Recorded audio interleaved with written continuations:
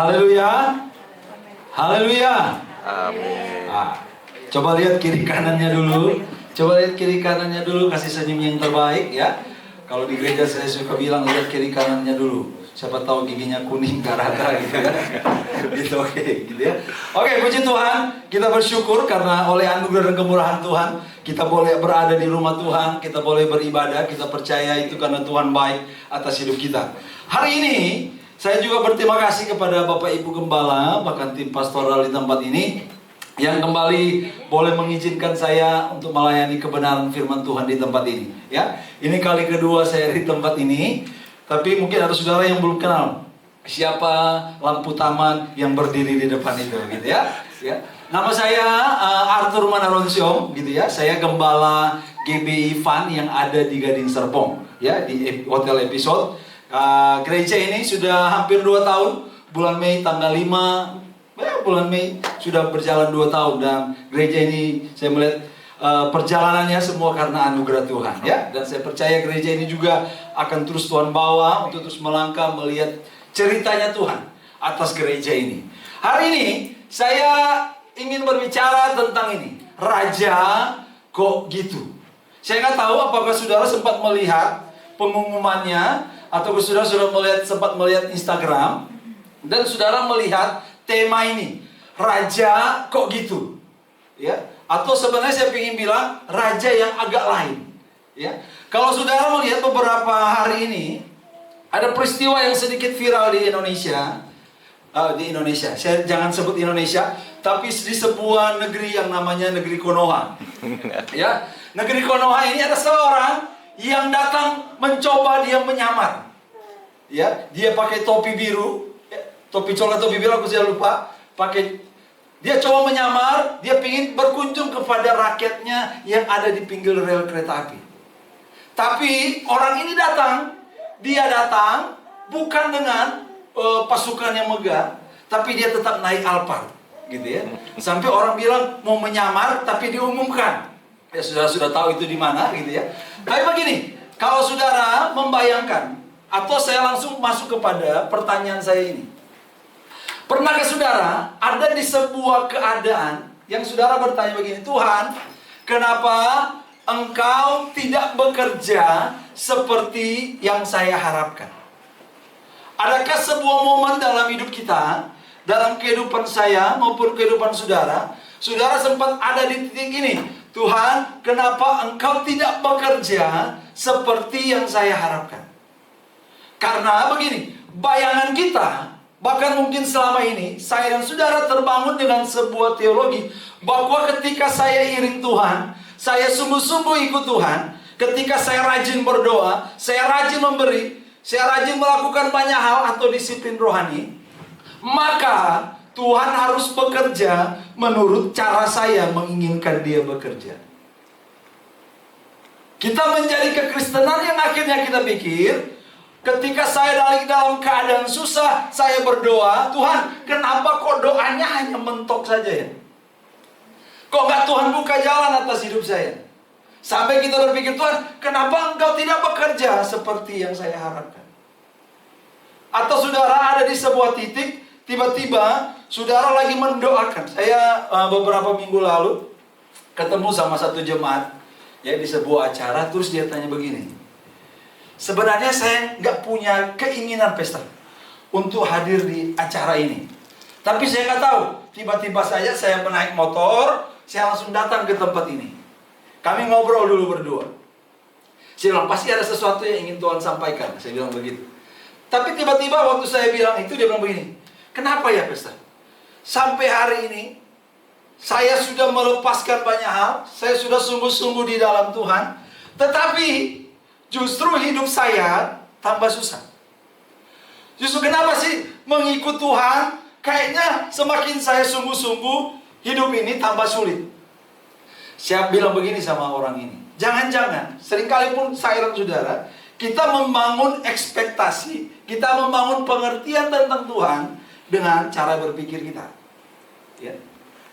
Sampai kita pun akhirnya ada di posisi ini. Tuhan, kok gitu ya? Ya. Tuhan kok gitu-gitu amat sama saya. Ya. Mungkin pertanyaan ini ekspektasi yang sama pernah dialami oleh orang-orang yang waktu itu ada di Yerusalem, ya. Kita ada di Minggu Palem hari ini, ya, Minggu Prapaskah. Sebentar lagi kita akan merayakan Paskah, gitu ya. Sebab itu kita akan belajar bersama-sama dari sebuah peristiwa Lukas pasal 19 ayat 28 sampai 44, ya. Lukas pasal 19 itu sebelum Lukas pasal 20. Kalau saudara agak sulit mencarinya, gitu ya. Agak gampang ya, karena sudah tertampung di depan, ya. Lukas 19 ayat 28 sampai 44, ya. Saya baca buat setiap saudara. Firman Allah bilang begini. Ini adalah peristiwa ketika Yesus akan masuk ke Yerusalem. Ini perjalanan terakhirnya menuju Yerusalem. Firman Allah bilang begini. Dan setelah mengatakan semuanya itu, Yesus mendahului mereka dan meneruskan perjalanannya ke Yerusalem. Ketika ia telah dekat Betfage dan Betania yang terletak di gunung yang bernama Bukit Zaitun, Yesus menyuruh 2 orang muridnya dengan pesan, bilang begini. Pergilah ke kampung yang di depanmu itu. Pada waktu kamu masuk di situ, kamu akan mendapati seekor keledai muda tertambat yang belum pernah ditunggangi orang. Lepaskanlah keledai itu dan bawalah kemari. Dan jika ada orang bertanya kepadamu, mengapa kamu melepaskannya? Jawablah begini, Tuhan memerlukannya. Lalu pergilah mereka yang disuruh itu, dan mereka mendapati segala sesuatu seperti yang telah dikatakan Yesus. Ketika mereka melepaskan keledai itu, berkatalah orang yang empunya keledai itu, mengapa kamu melepaskan keledai itu? Kata mereka, Tuhan memerlukannya. Ayat 35.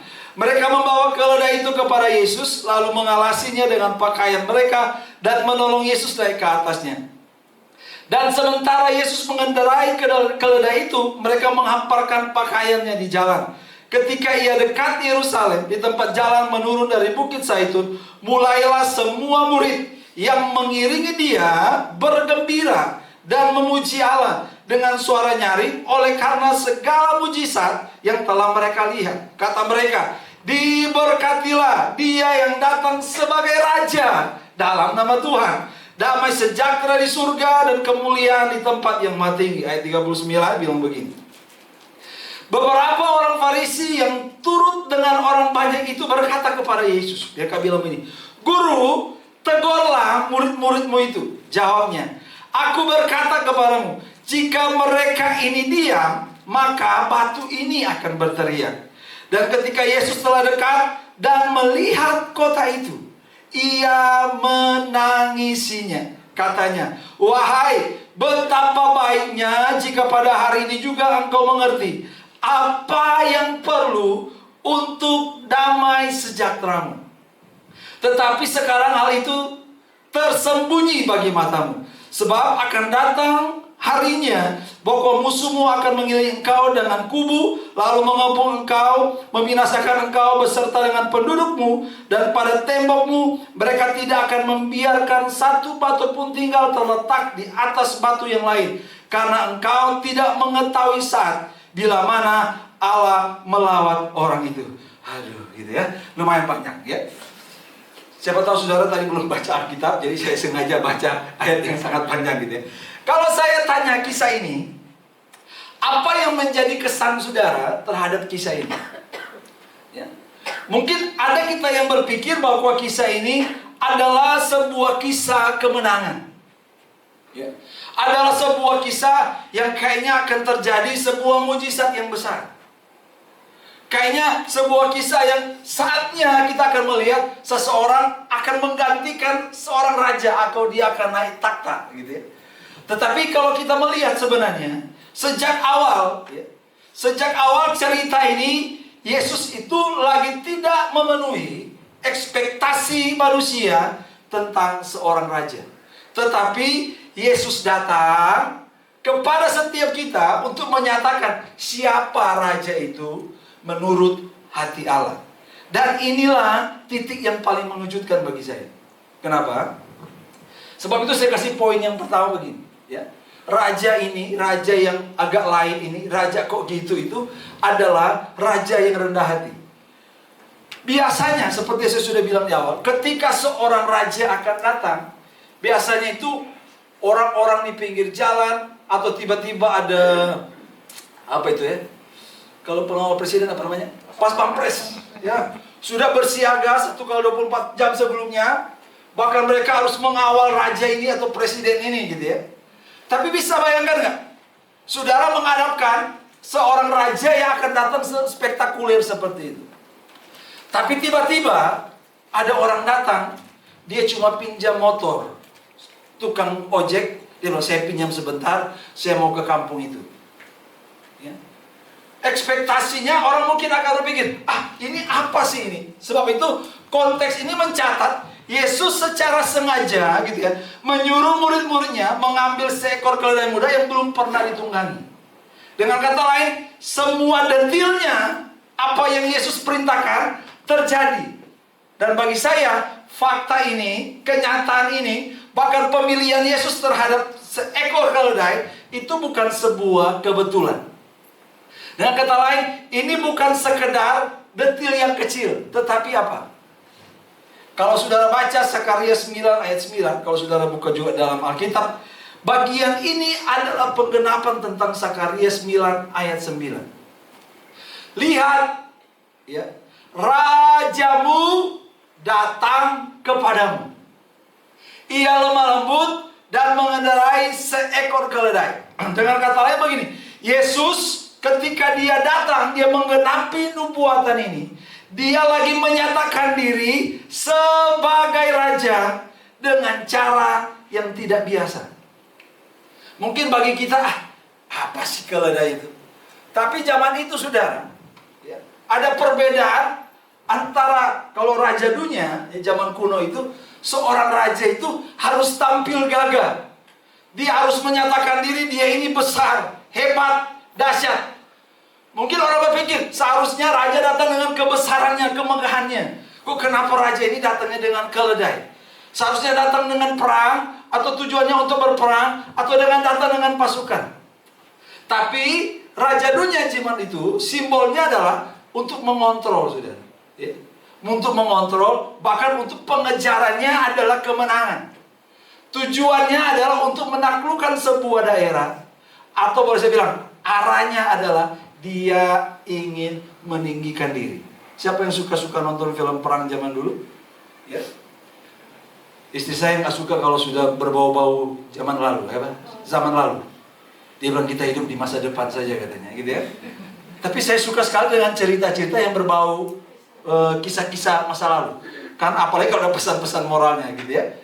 Raja-raja dulu ketika mereka berkuasa, justru mereka ingin semakin apa? Mereka ingin menunjukkan bahwa mereka ini dahsyat, hebat, kuat, luar biasa. Atau dengan kata lain, tujuannya mereka semakin meninggikan diri, supaya orang semakin tunduk sama mereka.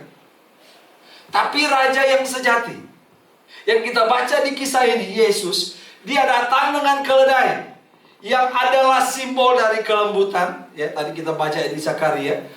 Tapi ternyata ketika seseorang datang, dia hebat, tapi dia datang dengan menaiki seekor keledai, itu menunjukkan kerendahan hati. Dan tujuannya dia ingin bawa damai. Atau kalau saya bilang di sini, dia datang untuk menyelamatkan. Dan arahnya adalah merendahkan diri. Ya. Sebab itu saya bilang ini, sebab itu saya bilang raja ini agak lain ini. Kok gitu raja ini? Dia adalah raja atas segala raja, Tuhan atas seluruh ciptaan. Namun Yesus masuk ke Yerusalem tanpa sebuah parade militer, melainkan dengan apa? Dia datang dengan kerendahan hati. Bagi kita, ini bukan kekristenan, menggambarkan kekristenan sebenarnya. Seharusnya menggambarkan sesuatu yang wow, yang dahsyat. Tapi itu definisi kita masalahnya. Ya. Masalah kita di sini, saya bilang, kita punya definisi raja menurut versi kita sendiri. Kita ingin Tuhan yang kuat menurut standar kita. Kita ingin Tuhan bekerja sesuai rencana kita. Bahkan kita ingin Tuhan bekerja supaya apa? Saya ini dan saudara berhasil. Itu tujuan kita kan? Ya. Bahkan jangan-jangan ketika kita masuk di gereja ini, dia bilang, Tuhan, you lihat gua ya. Aku datang ini supaya kamu berbuat apa yang saya inginkan. tanpa kita sadari, ada satu dorongan yang sangat kuat dalam hidup kita. Aku ingin jadi seseorang. Atau saya bilang begini, maaf saya harus bilang ini. Kita ingin jadi raja atas hidup kita. Kenapa kita ingin diberkati Tuhan? Kenapa kita ingin berhasil dalam hidup? Tujuannya seringkali bukan itu sebenarnya. Tapi ada sesuatu dalam hati kita yang sebenarnya tanpa kita sadari, kita ini sebenarnya hanya ingin diakui. Kita ingin dihargai. Kita ingin dianggap hebat. Dan bagi saya itu adalah berhala kesombongan diri. Atau saya bilang berhala menganggap diri besar, gitu ya. Dan kita lagi hidup memang di dunia yang seperti ini, sudah. Ya. Dunia yang lagi menuntut kita untuk ayo naik. Apalagi kita suka dengar, kamu akan jadi kepala bukan ekor. Bisa bayangkan kalau semua kepala merah ekor, gitu ya. Tapi kita ada lagi dituntut seperti di tengah dunia yang menuntut kita untuk terus naik. Bahkan menuntut kita, kamu buktikan diri. Tetapi di tengah berita yang seperti itu yang dunia tawarkan sama kita, ada satu pribadi yang datang kepada saya dan saudara. Yesus datang dan berkata, aku sudah turun untukmu. Ya. Filipi 2 ayat 6-8, kalau saudara baca di situ, bahkan di panggilan beribadah tadi ayat 9 sampai ayat 11 kita lanjutkan itu. Ya. Firman Allah bilang begitu, ia merendahkan dirinya. Dia bukan cuma sekedar turun, tapi dia juga apa? Taat sampai mati. Yesus bukan menjadi teladan kerendahan hati, tapi dia hadir dengan apa? Dia mati bagi saya dan saudara. Kalau arah manusia, saudara, arah setiap kita pasti ingin ini. Kita ingin naik, kita ingin dimuliakan, bahkan kita ingin menikmati hidup yang bagi kita suka bilang hidup yang nyaman lah. Ya. Tetapi kita melihat arah Kristus itu. Kristus justru turun. Di salib itu dia dipermalukan, bahkan di salib itu dia mati. Mungkin kita bertanya, mengapa Yesus harus turun? Supaya ini, saudara, kita tidak perlu menghabiskan hidup untuk terus membuktikan diri. Tapi kita nggak akan melihat karya Yesus di salib itu sebuah karya yang ajaib bagi kita kalau kita nggak melihat kabar buruknya sebenarnya. Kabar baik itu, tapi kita nggak akan melihat itu sebagai sebuah kabar baik kalau kita nggak memahami betapa buruk dulu sebenarnya keadaan kita, sehingga Yesus harus turun untuk mati bagi saya dan saudara. Haleluyanya agak kurang di sini ya. Sebab itu saya bilang begini, identitas kita tidak dibangun lagi lewat ini, dari pencapaian kita, tetapi dari apa? Apa yang sudah Kristus lakukan bagi kita. Kita sudah nggak, apa lagi yang kita perlu buktikan? Kita mau letakkan identitas kita di mana? Di uang, di harta, sesuatu yang bisa hilang, sesuatu yang bisa habis, sesuatu yang sifatnya sementara. Tetapi hari ini ketika kita melihat karya Yesus, karya salib itu, identitas kita tidak bangun dari pencapaian kita, tetapi dari apa yang Kristus sudah lakukan bagi kita. Sebab itu saya bilang begini, orang yang belum mengenal Injil akan terus berusaha naik. Tetapi orang yang sudah disentuh Injil, dia berani turun dan dia berani melayani. Masalahnya seringkali kita tetap ingin melayani, tapi di satu hal yang sama, kita ingin tetap terlihat melayani. Kenapa? Kita coba letakkan juga pelayanan itu sebagai identitas kita. Halo?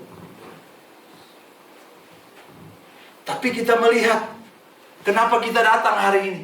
Karena ada satu pribadi, raja yang adalah raja saat segala raja itu, tapi dia mau turun, merendahkan hati, bahkan merendahkan diri, bahkan mati di atas kayu salib.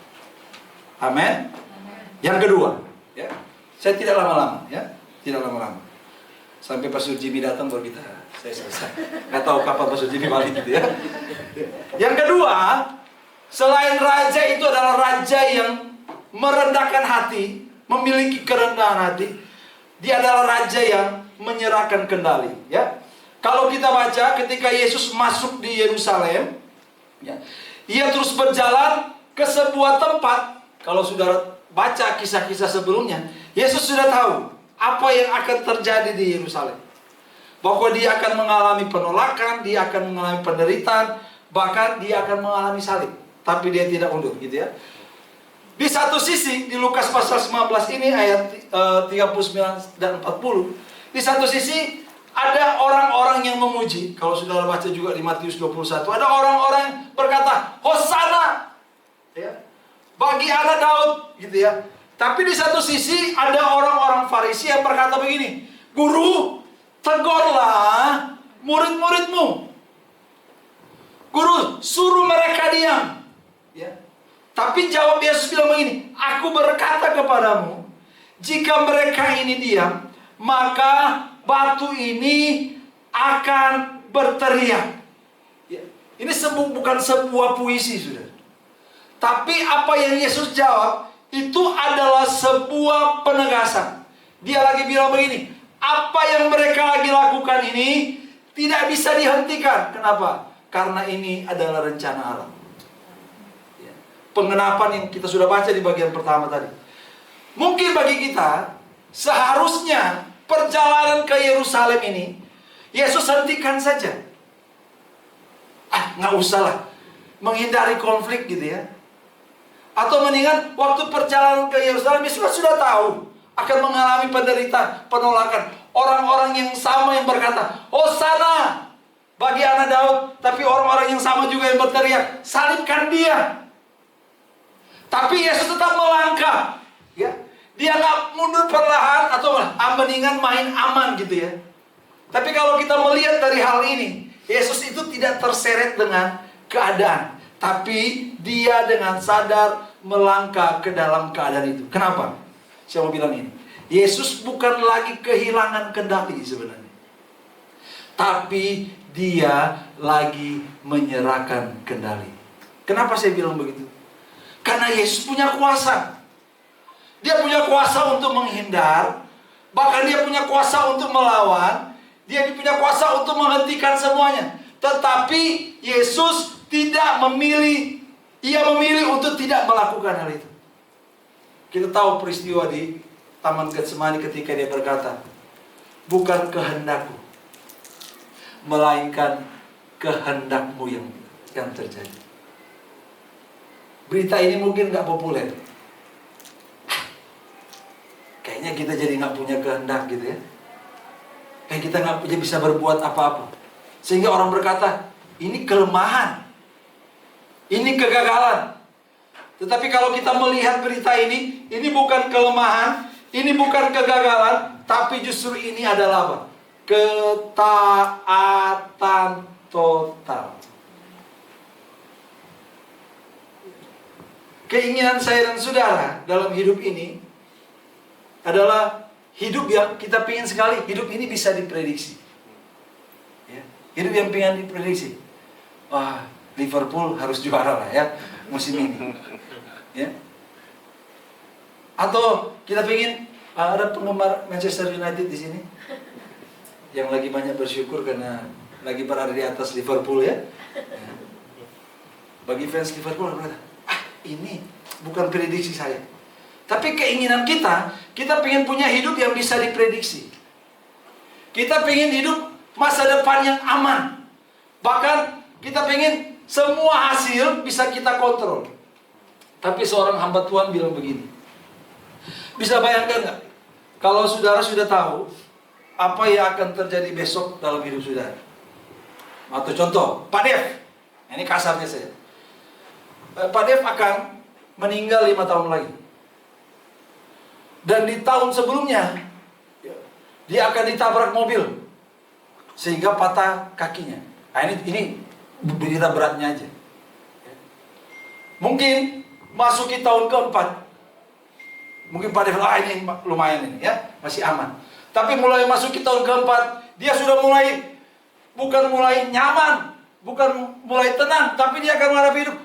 di titik kapan yang saya ditabrak itu, mobil yang mana ya, dia akan lihat plat nomor, nggak jadi tenang dia, karena betapa nggak enaknya ketika kita sudah tahu apa yang akan terjadi. Tapi itu hati kita kan, kita ingin menjadikan kontrol, kita ingin mengontrol banyak hal dalam hidup kita. Ya, kita berkata Tuhan, aku percaya nih, tetapi sebenarnya maksud hati kita, asal hidupku itu tetap sesuai rencanaku ya. Hari Jumat kemarin di komunitas di KOI kami, satu orang bercerita begini ya. Dia waktu dari zaman kuliah sampai dia bekerja, dia cerita satu momen gitu ya. Dia pikir dulu ketika dia berdoa, itu cara dia untuk atur Tuhan ya. Jadi dia berdoa ketika keadaan sudah mulai sulit, tiba-tiba sepanjang minggu itu bahkan dia doa dan puasa dan Tuhan, aku percaya Engkau sih. Tapi tolong untuk yang masalah ini, untuk nilai saya, Tuhan tolong campur tangan ya, supaya nilai saya jadi bagus waktu saya nanti. Mungkin dia menghadapi satu mata kuliah yang ternyata dia pikir dia sudah ambil mata kuliah itu, dan ternyata belum diambil ya. Dan Tuhan tolong ya, kamu buka jalan supaya ini sesuai terjadi sama saya, supaya orang tua saya tidak marah sama saya. Akhirnya dia berdoa. Dan yang terjadi sebenarnya apa?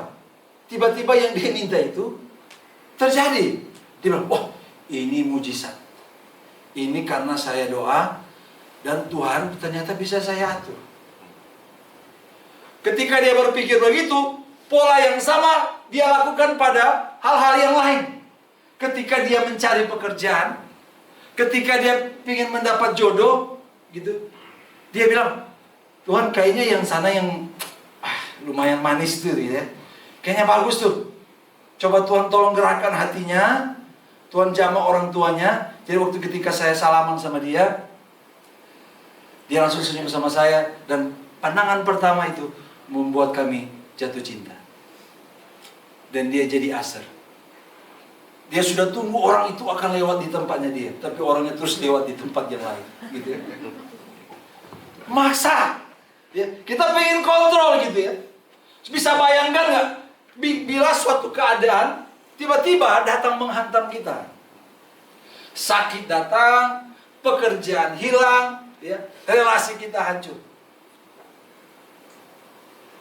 Saya punya sepupu ya namanya, sepupu ya. Indo. Ya, sepupu saya, dia masuk rumah sakit. Ginjalnya tinggal 7% fungsinya.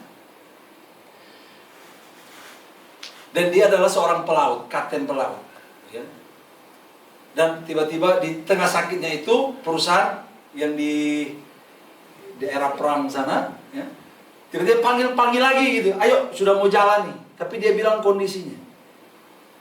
Ketika ini tiba-tiba menghantam, wah, nggak terima dia. Bahkan stres.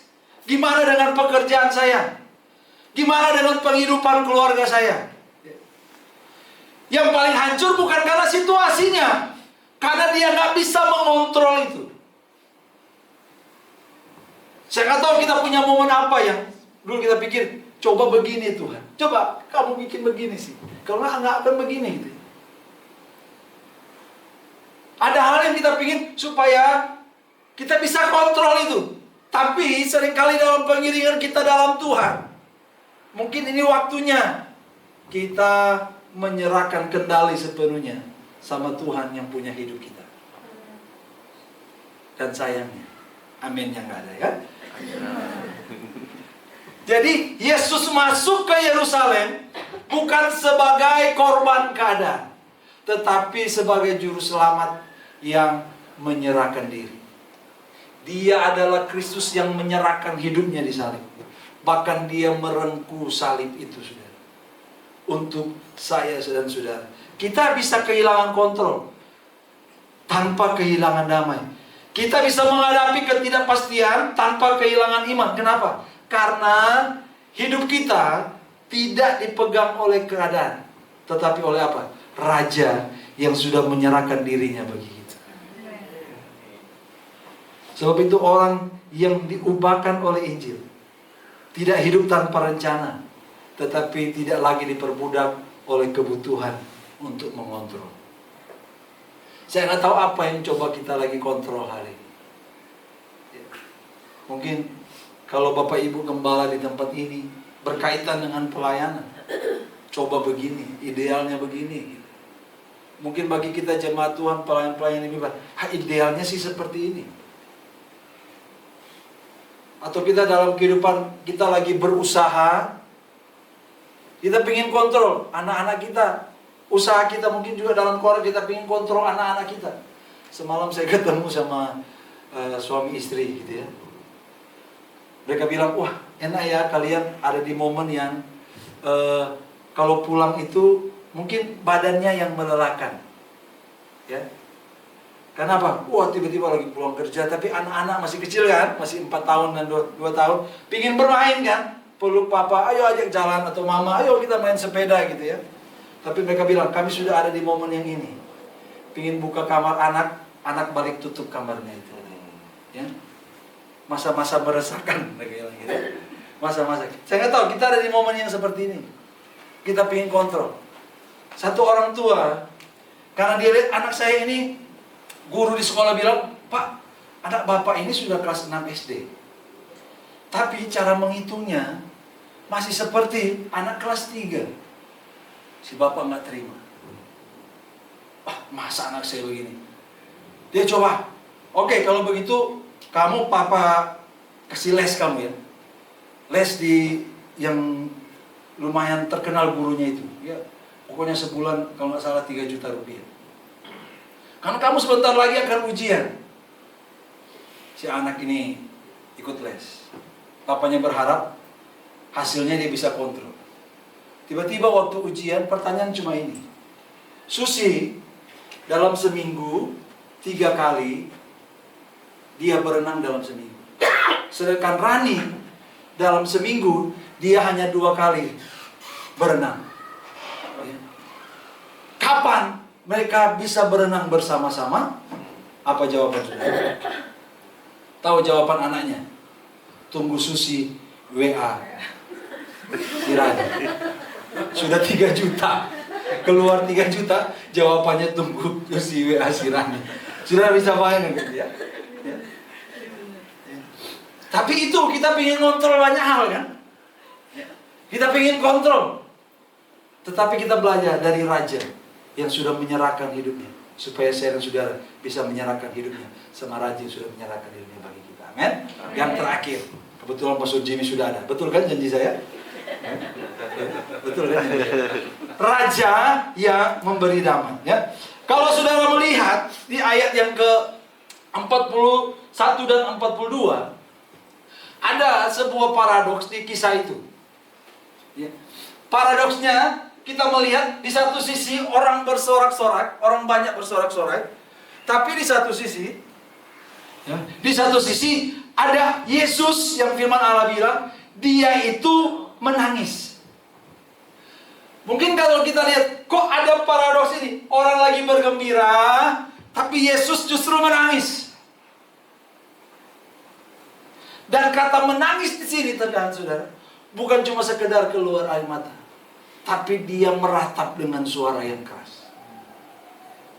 Ratapan ini, ya, bukan berarti begini, menunjukkan bahwa Yesus lagi sedih karena orang-orang ini mungkin banyak yang gak kenal dia. Tetapi Yesus melihat pada kondisi hati manusia bahwa ternyata begini, sekiranya engkau tahu apa yang mendatangkan damai sejahteramu.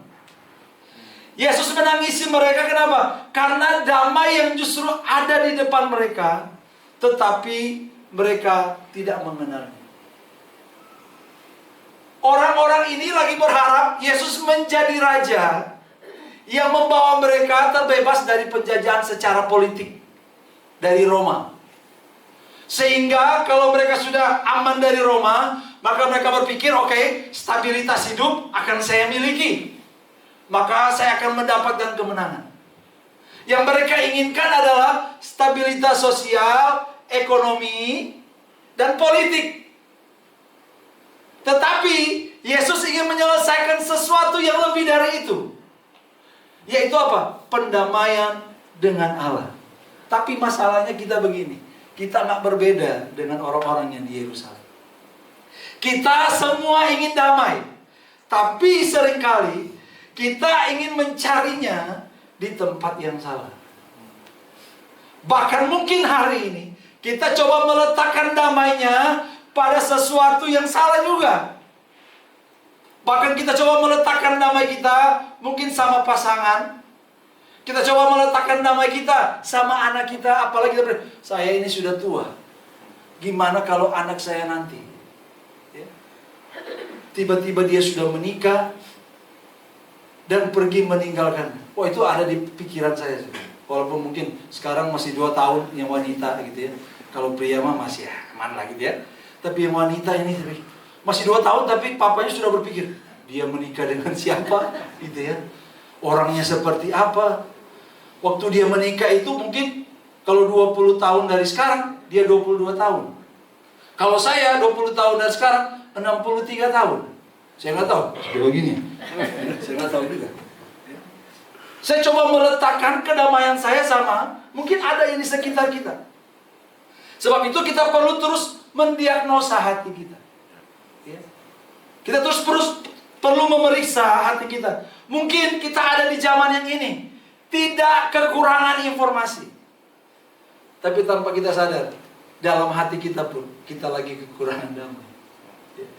Mungkin kita hidup di tidak kekurangan aktivitas. Tiap hari ada pelayanan, tiap hari ada pekerjaan, ketemu orang sana sini. Tetapi seringkali tanpa kita sadari, kita kekurangan kehadiran Allah. Tapi saya mau bilang ini, titik balik di kayu salib itu, Yesus tidak hanya menangis, tetapi dia terus melangkah ke salib. Kenapa? Karena damai tidak bisa terjadi tanpa dosa diselesaikan. Ketika murka Allah, tapi ketika disalib itu, Yesus menyelesaikan itu. Kita mengalami pendamaian dengan Allah. Sebab itu saya bilang begini, damai yang sejati, saudara, bukan berasal dari hidup yang tanpa masalah. Tapi damai sejati berasal dari hidup yang diperdamaikan dengan Allah. Seringkali kita merasa Yesus perlu bereskan dulu hal-hal yang sementara dalam hidup saya. Padahal dia ingin bereskan dulu masalah utama di hidup kita, hati kita ini, yang perlu diperdamaikan dengan Allah. Puji Tuhannya, Efesus 2:14 bilang begini, sebab dialah damai sejahtera kita. Yesus tidak hanya memberi damai, tapi Yesus adalah damai itu sendiri. Amin. Dia itu jalan, kok raja kok gitu ya. Saya tutup dengan ini. Orang yang sudah berdamai dengan Allah tidak hidup tanpa masalah. Bukan berarti ketika kita sudah berdamai dengan Allah, oh hidup kita nggak punya masalah. Tetapi dia memiliki sesuatu yang dunia tidak bisa berikan. Dunia bisa goyah, tetapi justru di keadaan itu kita masih tetap tenang. Kenapa? Karena masa depan bisa tidak pasti, tetapi kita mengenal pribadi yang pasti. Saya tutup dengan saya bilang begini, karena damai kita tidak lagi bergantung pada situasi, tetapi pada Kristus yang tidak berubah. Mungkin Yesus ini bukan raja yang kita inginkan, bukan raja yang kita mau, tapi saya mau bilang, dia raja yang kita butuhkan. Dia raja yang kita butuhkan. Saya tutup dengan pertanyaan ini. Apakah selama ini saya atau saudara menyambut Yesus sebagai raja, atau sebenarnya saya masih ingin tetap menjadi raja atas hidup saya sendiri? Tapi kita melihat kabar baiknya, Yesus justru mati bagi saya dan saudara yang ingin menjadi raja atas dirinya sendiri. Tapi hari ini, mari bersama kita melihat, kita coba diagnosa kembali hati kita. Saya tadi menunjukkan gambar hati, terus ada mahkotanya. Siapa yang menjadi raja di hati kita hari ini? Sehingga kita ingin kontrol keadaan. Kita ingin coba ciptakan situasi supaya yang penting saya yang diutamakan. Tapi hari ini kita belajar dari satu pribadi yang arahnya dia bukan naik, tapi dia turun. Bahkan turun sampai mati. Tapi untuk memulihkan kita supaya kita naik. Kenapa? Kita sudah diperdamaikan dengan Allah. Amin. Mari kita berdoa. Kami bersyukur untuk firman-Mu pada siang hari ini ya Tuhan. Biarlah Engkau terus bekerja, Engkau terus berbicara atas hidup kami. Di tengah-tengah ketidakpastian yang kami gumuli hari ini Tuhan. Di tengah-tengah kabar yang tidak baik yang mungkin kami dengar hari ini. Tapi kami memiliki dan kami mengenal satu pribadi yang pasti dalam hidup kami. Engkau yang adalah Raja di atas segala raja. Engkau yang adalah pencipta alam semesta ini. Tapi Engkau bersedia turun bagi setiap kami. Engkau menyerahkan dirimu, Engkau memberi dirimu di kayu salib Tuhan. Supaya Engkau juga memberikan damai sejati yang kami perlukan. Bahkan pribadimu itu adalah damai yang sebenarnya Tuhan. Tolong setiap kami, tolong umat-Mu Tuhan. Di dalam perjalanan hidup kami sebagai gembala sidang, sebagai kepala keluarga, sebagai ibu rumah tangga, sebagai pengusaha, sebagai karyawan, sebagai anak muda, sebagai orang yang lagi dalam pencarian hidup. Tapi hari ini kami mengizinkan Tuhan bertakhta atas hidup kami. Biarlah Engkau Raja di atas segala raja itu terus bertakhta, menguasai hidup kami. Dan kami menyerahkan sepenuhnya keberadaan hidup kami ke dalam tangan-Mu Tuhan. Dalam nama Yesus kami berdoa dan mengucap syukur. Haleluya. Amin. Amin.